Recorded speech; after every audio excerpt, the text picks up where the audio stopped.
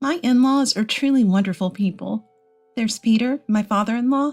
He's a man of few words, but he's always looking out for us. And Isabella, my caring and kind mother-in-law, treats me just like her own daughter. I feel incredibly lucky to have them as a family. Or at least that's what I thought. This is a story about a challenging incident involving me and my sister-in-law, Brittany. My name is Monica. I'm 28 years old. My husband Carter is 2 years older than me. We're coming up on our first wedding anniversary. Meeting Carter was a happy coincidence that happened when I joined my current company. I fell head over heels for him when he frequently visited our office for business meetings while I was working at the front desk. Carter reciprocated, striking up conversations with me every chance he got, and after a long friendship, we began dating. Things went smoothly, and eventually we tied the knot. Some people cautioned, "Aren't you rushing into this? Maybe you should be more careful." But I had faith in his character, and I respected him. I believed that being with him would make me happy. And true to my expectations, Carter's kindness didn't fade after marriage. Our relationship remained as strong as when we were dating. His parents also loved me very much, and we were able to live a happy married life. Especially Isabella welcomed me into the family with open arms. I grew to love Isabella like a mother. According to famous stories, Isabella had a difficult time with her own mother-in-law when she married Peter. Based on her own experiences, she was determined to be a better mother-in-law when her son got married. "Monica, if you ever have any concerns, please feel free to talk to me," Isabella told me soon after our wedding. "Thank you, Isabella. And that includes any complaints about Carter." "Huh, you're too much, Isabella." Our relationship was so good that we could share jokes like this. Thinking about their twilight years, we decided to live in an apartment, a 10-minute walk away from my in-laws' home. We visited them often and regularly shared meals with them. All seemed well in our married life. That was until a few months later, when we found ourselves threatened by someone. It was just 2 months into our marriage when trouble erupted with Brittany. 3 years Carter's senior, Brittany had a particular fondness for her brother that surprised many. It even caused Carter some distress in the past. It seems Carter had his share of struggles with this in the past as well. I knew from the start that Brittany had her gripes, and I had a sense of how infatuated she was with Carter. But the reality, way beyond what I had imagined. When Carter and I decided to get married, Brittany wasn't exactly thrilled. And when she found out I worked as a receptionist, she didn't hold back. "You're a receptionist? Oh, how nice. You get paid just to sit around, huh? You probably flirted with Carter to land that job, right? That's the impression I had of receptionists. Poor Carter, falling for a gold digger like you." She said all this while Carter was right there, listening. She probably just couldn't stand the idea of her adorable little brother getting married and slipping out of her control. Brittany always had this displeased expression whenever she was around me. Funny enough, Brittany's actually married. She lives with her husband Ricky in an apartment about a 10-minute walk from our in-laws' place. So Brittany and I are essentially neighbors. Our lives overlap a lot, leading to frequent run-ins. "Hey, where are you off to?"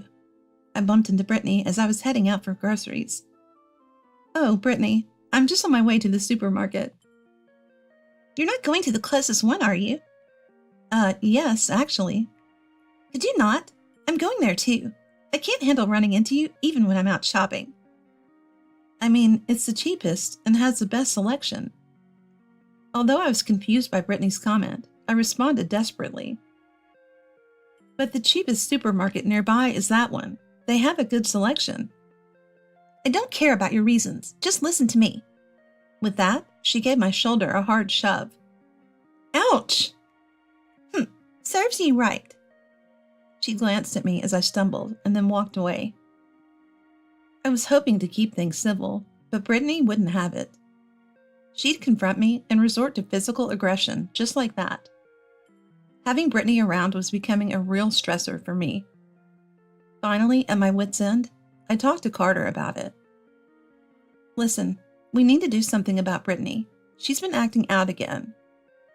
All right, I owe a lot to Brittany, but if you say it's a problem, I'll have a serious talk with her. It seemed Brittany was still not pleased with me.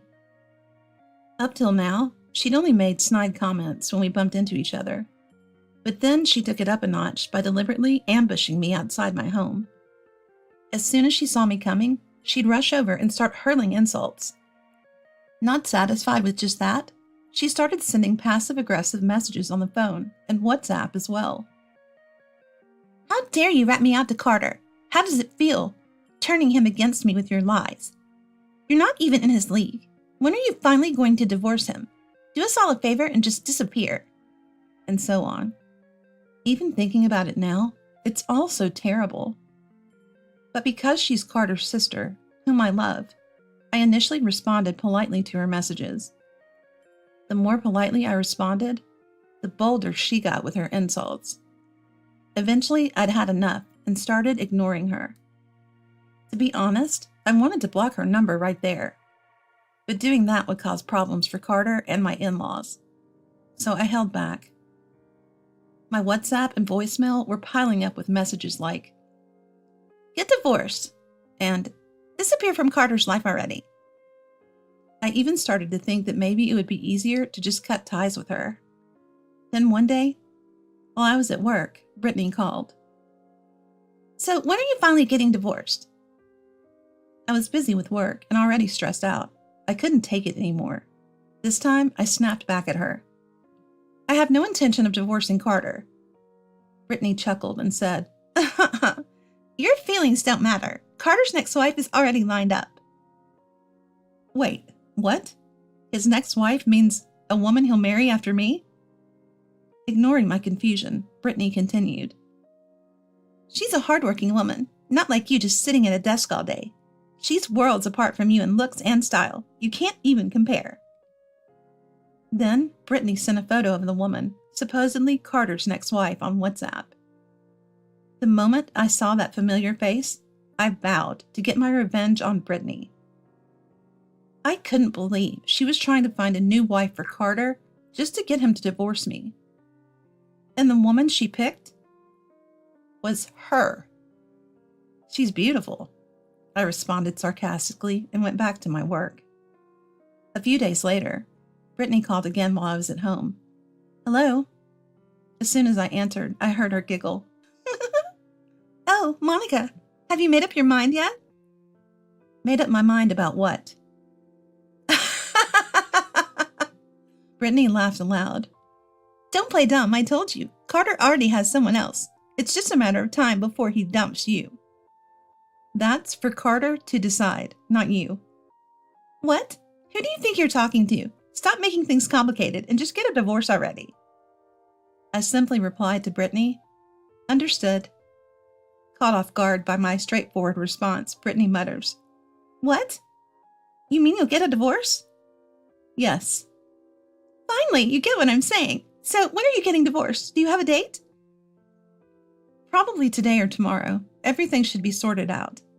Brittany excitedly shouts, "Really? You heard me.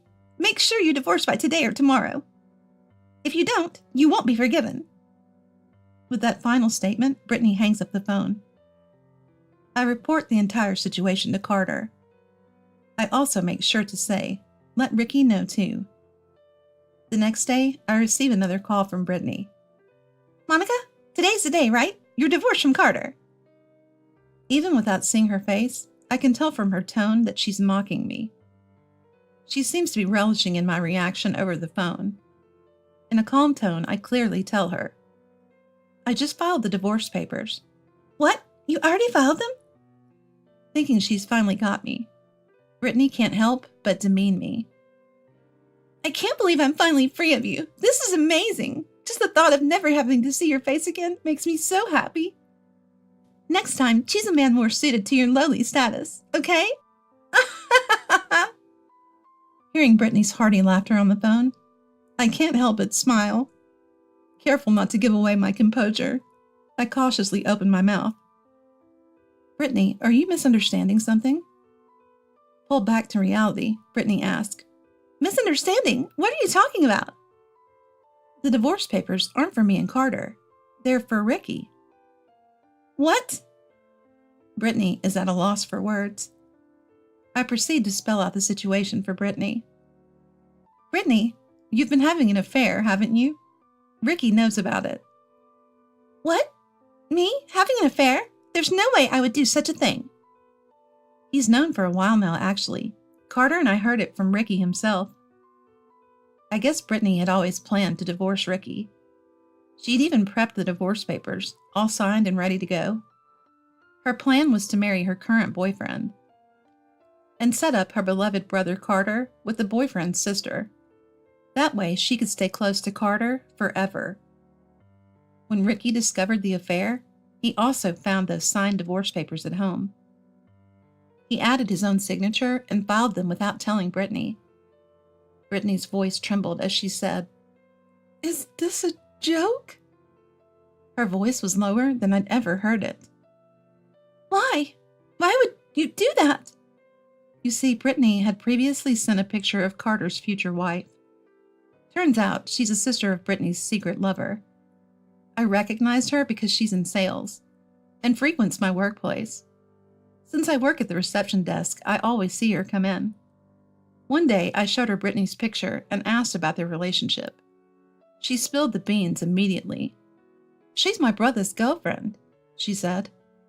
I reported this to my brother-in-law, Ricky, and that led us to hatch this plan. Life never works out as perfectly as this. Her admission gave us all the evidence we needed to uncover Brittany's real intentions.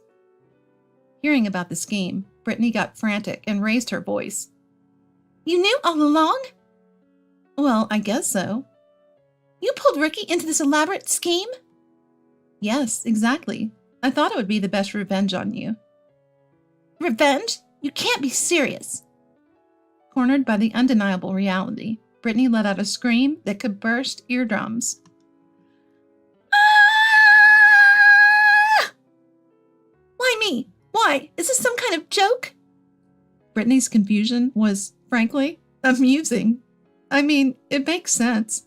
The woman she loathed for years, her brother's wife, knew about her affair. And the divorce papers were filed not by her, but by her own husband. You can imagine the humiliation. She had been systematically turned tables on by the very person she'd been tormenting. Feeling utterly humiliated, Brittany let out a high-pitched scream over the phone. Ah! Thinking you've defeated me is a big mistake. You're no match for me. I'll make you regret this, I swear. Without listening any further, I hung up the phone. Whew, what a relief. I blocked her number and her WhatsApp, officially cutting ties with Brittany. Carter, my husband, was of course on board with the decision. A little follow-up. Turns out Brittany's affair partner didn't know she was married. Upon realizing his mistake, he broke things off with her immediately.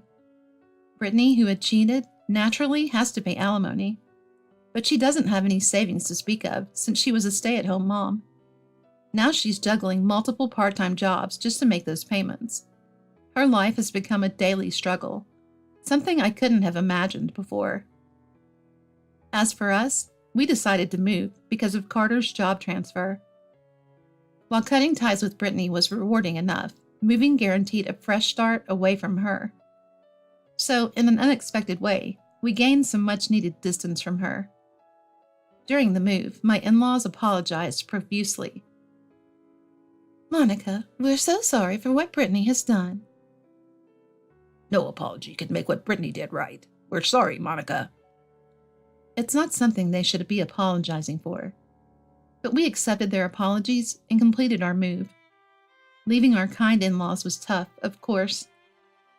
But the joy of no longer having to deal with Brittany outweighed that sadness. Life in a new place has its challenges, but we're happy now. Feeling free from stress, maybe it's time to think about starting a family. With that thought in mind, I went out shopping. From now on, I don't have to fear running into Brittany when I go out. Just thinking that made my future feel a whole lot brighter.